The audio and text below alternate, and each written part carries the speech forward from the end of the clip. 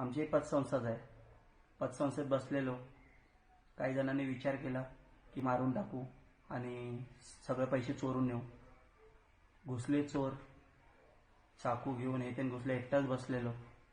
स्वामींची लीला बघा. हातात चाकू होता. मारायला गेले. मानेवर जराची मान इकडे झाली तर इकडे वार झाला. पडला चाकू हातून. बाहेर ओरडाओरड केली. लोक जमली. त्यांना पकडलं गेलं. स्वामींच्या आशीर्वादामुळे एक इंच खाली लागला असतं तर मेलो असतो. पण नाही, स्वामींची कृपा एवढी चांगली की त्यातून वाचलो. ही एवढी मोठी कृपा स्वामींची. त्याच्यानंतर काही जणांनी पैशामध्ये फसवणूक केलं. जवळजवळ कोटी रुपये घेतले. द्यायचं नाव नाही. खोटे कागदपत्र दिले. त्यात फसलो. एक क्षण असा होता की पूर्ण संपलेलो.